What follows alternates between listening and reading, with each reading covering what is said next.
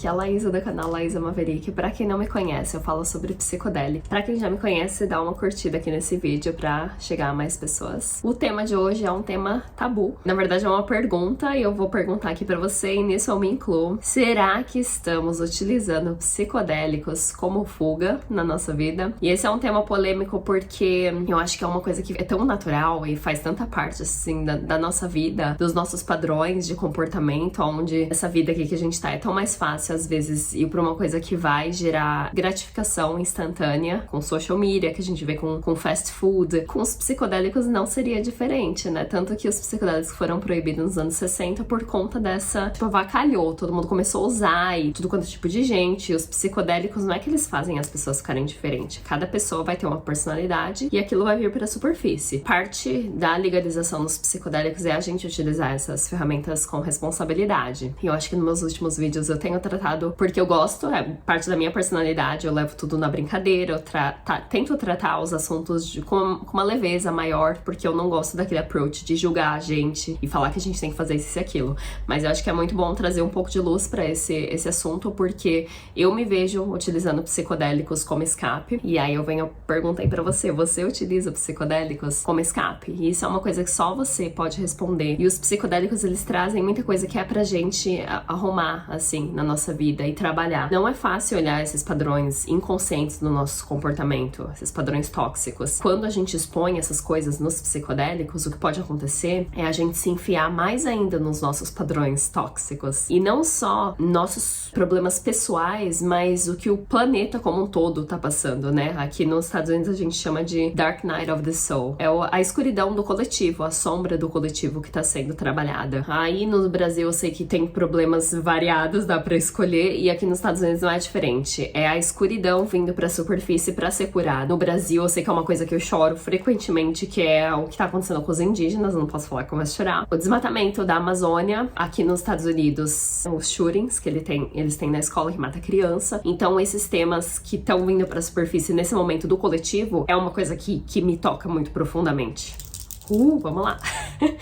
Então, além da gente lidar com as nossas coisas pessoais, traumas de família, ancestral, que a gente tem que trabalhar na gente, a gente também tá lidando com o trauma do coletivo.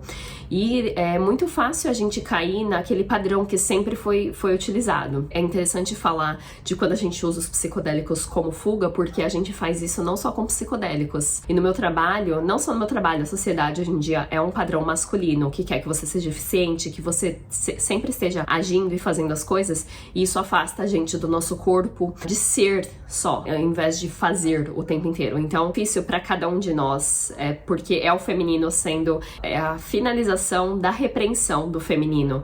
E a gente que tem mais esse lado feminino, que é mais empatético, eu não posso ver ninguém chorando, eu choro. Eu vejo o que é feito com os animais, a natureza, são coisas que me tocam muito profundamente. E o mundo hoje em dia é muito difícil pra gente que tem mais empatia, pra gente que tá, assim, integrando o nosso feminino, porque até então a gente mesmo costumava repreender esse nosso lado. É um mundo difícil pra gente. E o que eu vejo é a gente recorrendo ao que a gente pode. Seja lá psicodélicos, seja cigarro. Eu percebi na semana passada que eu sou uma das únicas pessoas no meu trabalho que é sóbria. Sóbria entre aspas, porque o que eu faço é doce, né? O meu vício nesse momento da minha vida é comer doce. E eu vejo no meu trabalho, tem gente que fuma cigarro, tem gente que tem o vape de maconha. Já tive um coworker meu que falou, eu trabalho high, eu trabalho na brisa. E ok, funciona pra ele, não sou ninguém pra julgar. E a maior parte das pessoas toma café, que é um estimulante, a gente não pode falar que o Michael Pollan escreveu um livro dele sobre mescalina, café e uma outra substância que eu esqueci.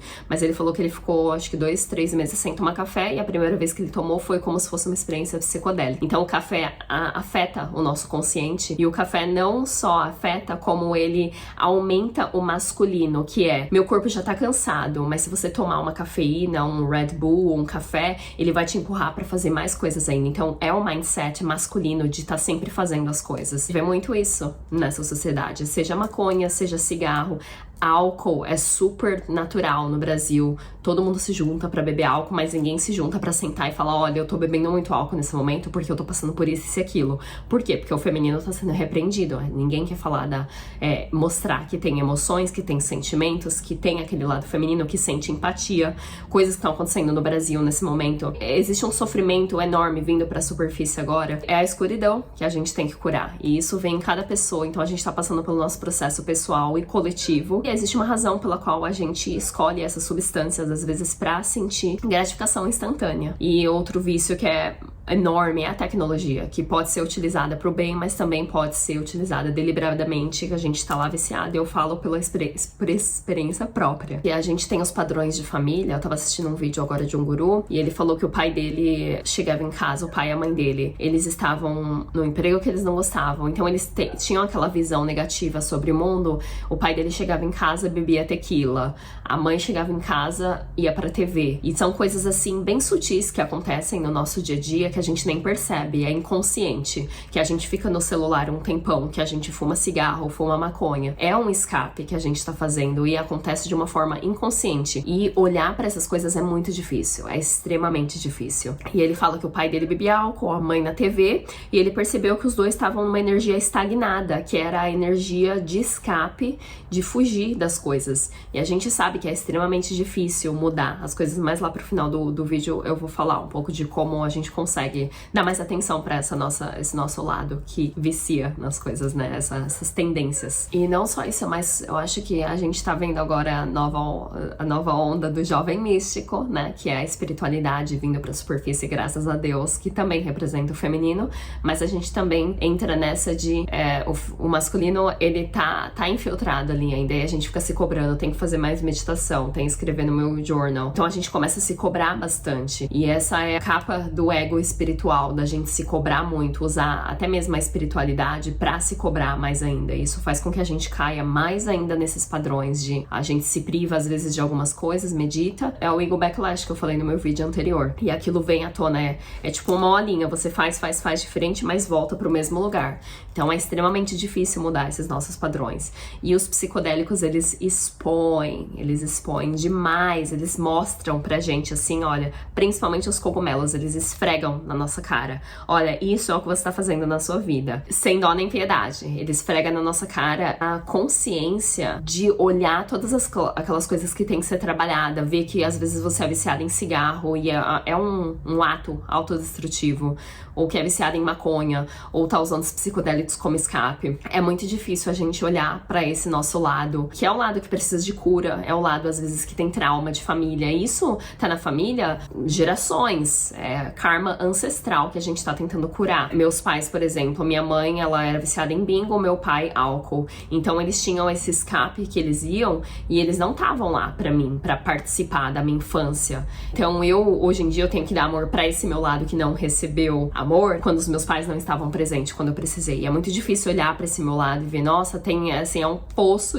é um buraco. Quanto mais amor eu dou, mais amor precisa, e é um trabalho que cada um de nós precisa fazer. Essa consciência que os psicodélicos trazem, traz um certo sofrimento, isso que são as bad trips, né? Você perceber o seu padrão de comportamento e ver, nossa, eu sou essa pessoa, eu tenho todos esses padrões e eu nunca percebi. Um momento de muita dificuldade da gente olhar para aquele nosso lado. E o problema é que quanto mais a gente se julga, quanto mais a gente tem um approach masculino e harsh com aquele nosso lado, mais a gente se enfia no vício, mais a gente usa psicodélico pra escape.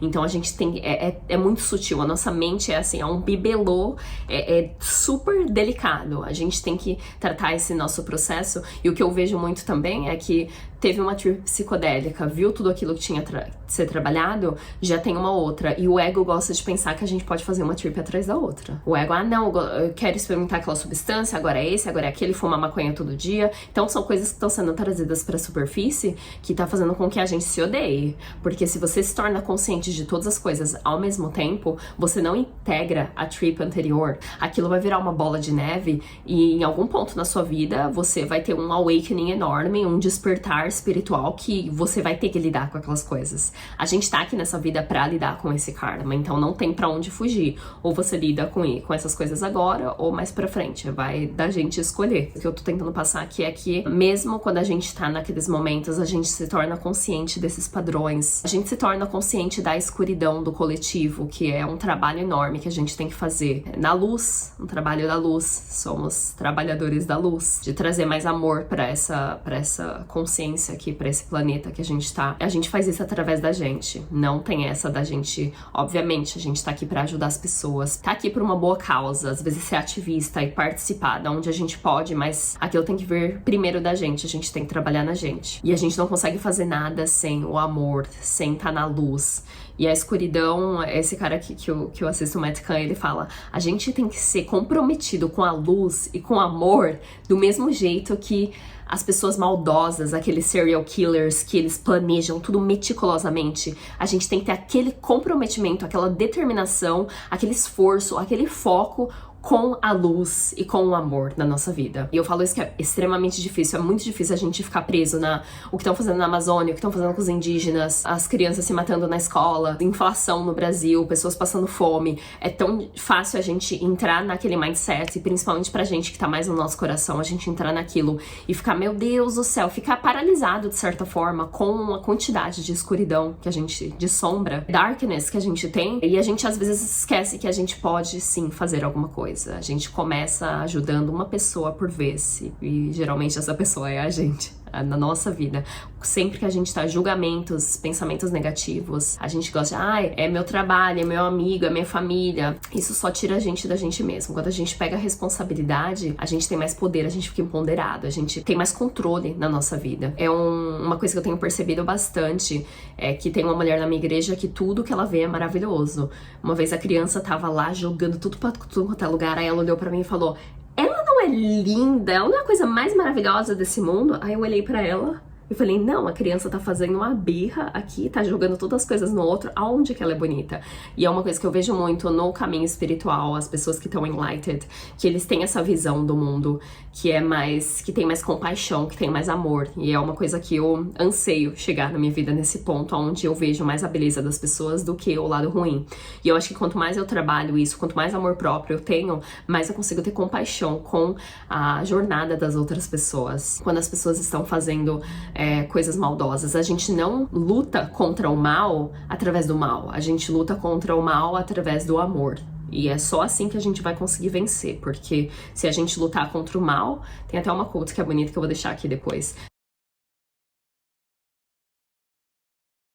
Se a gente lutar contra o mal, a gente fica exatamente igual eles, né? Então eu quero muito mudar a minha visão, é uma coisa que eu tenho feito, que ao invés de julgar as pessoas, tentar entender o ponto de vista delas, tentar entender por que elas estão fazendo aquilo. Obviamente que isso não se aplica em situação de abuso, mas eu tô tentando muito me assistir. Acho que a gente precisa ser consciente pra gente conseguir gerar essa nova realidade do 5D, da gente sair do paradigma anterior de karma ancestral, da gente tá fazendo sempre a mesma coisa, e aproveitar que essas substâncias conectam a gente com o amor incondicional e usar aquele amor incondicional e realmente integrar as trips e fazer meditação pra conseguir integrar, porque se a gente não dá o suporte, o psicodélico ele não faz nada sozinho. Se a gente não der o nosso suporte, não se alimentar bem, fazer meditação, e eu falo isso de uma pessoa que tá no meio do olho do furacão. Se a gente não se levantar, caiu, levanta, sabe? Levanta e um dia novo, e o importante é a gente continuar tentando, porque o mal não para, né? A maldade no Brasil, no mundo inteiro, é constante e não para. E não é a gente que vai desistir só por causa de uma coisa ou outra, ou porque às vezes a gente fica paralisado com esse sentimento de dor e de sofrimento. E eu queria trazer luz pra essa consciência, esse nosso lado, pra gente olhar e ir lá pra dentro da gente mesmo. E aqui eu tô falando várias coisas, mas só você que vai saber. Quando a gente se conecta com a intuição, eu tenho algumas perguntas aqui que a gente pode fazer. Por que eu tô utilizando essa substância? Qual a intenção? É conectar com aquele lugar dentro da gente que é um lugar, assim, de muita clareza e de intuição, intuição, que você sabe exatamente por que você tá utilizando a substância. Então eu não preciso nem te falar, você não precisa pegar nada desse vídeo, se você se conectar com aquele lugar dentro de você, um lugar de honestidade. E honestidade eu não falo em relação às outras pessoas, não. Honestidade com você mesmo, a sua integridade. Isso, enquanto eu tô falando, eu tenho que usar pra mim também. Então eu falo só da minha experiência aqui, eu não tô julgando ninguém, mas eu falo basicamente da minha experiência de como eu estou fazendo comigo mesma. Daquele lugar de clareza, de honestidade, de autenticidade. E é o lugar da intuição que vai falar pra gente por que a gente tá utilizando aquela ferramenta, aquela substância. Seja lá álcool, maconha, psicodélico. Muitas pessoas falam, eu utilizo para relaxamento. E aí eu venho com a pergunta, porque tudo que acontece na nossa vida tem uma causa. A minha ansiedade, o meu medo, existe uma razão, igual eu tô fazendo um negócio de paraquedismo, existe uma razão pela qual eu tenho medo. O medo tá me protegendo, tá protegendo o meu corpo, tá? É a minha sobrevivência. O medo tá falando, olha, isso é perigoso, então você tem que prestar atenção no que você tá fazendo. Do mesmo jeito que o meu medo tá me mandando uma mensagem, a sua ansiedade, a minha ansiedade, a dor, o sofrimento, também tá passando uma mensagem que às vezes você não tá no trabalho que é alinhado com você, você tá em volta de amigos que não te respeitam, você tá numa dinâmica da família que não te dá nenhum suporte na vida. Às vezes você tem coisas na sua vida que precisam ser mudadas. E quando a gente usa o psicodélico como escape, aquelas coisas, elas não vão ser mudadas. É bem contraditório. Muitas pessoas falam, utilizo maconha pra relaxamento. Mas será que você tá num ponto que você precisa relaxar naquele desconforto? Ou será que você tem que parar tudo que você tá fazendo, sentar com aquele desconforto, vir com uma lista de coisas e falar, eu tenho que mudar tudo isso na minha vida. E mesmo que seja uma coisa por dia, uma coisa por mês, mas você sabe aquelas coisas que você tem que mudar. Eu sou a pessoa das listas, eu sou a louca das listas. Ir pra aquele lugar dentro da gente, e às vezes a gente utiliza psicodélicos e eles conectam a gente com o amor incondicional, fazem a gente enxergar várias coisas. E às vezes mantém a gente, principalmente a maconha, ela mantém a gente naquele lugar de muito conforto. Sendo que se você fumou para relaxamento ou para escape, às vezes você tem que mudar um pouco a sua visão, sua percepção e trabalhar naquelas coisas. Não é o momento de você... Porque eu vi que a maconha faz isso muito na minha vida. E não só a maconha, mas os psicodélicos, quando usado de maneira recreativa. Que eles fazem aquela fase da minha vida ser mais feliz. Aquele dia que eu utilizei aquela substância foi maravilhoso, mas no outro dia a minha realidade vem e é a mesma coisa. São as mesmas coisas que eu tenho que trabalhar. A realidade bate na porta e a gente tem que trabalhar. Então tem uma razão pela qual a gente sente ansiedade. Às vezes tem uma razão pela qual a gente tá doente. Eu sei exatamente por que eu tô doente nesse momento. Então é a gente se investigar, né? Na minha tatuagem aqui, conhece a ti mesmo, know thyself. E a gente ir pra dentro da gente mesmo.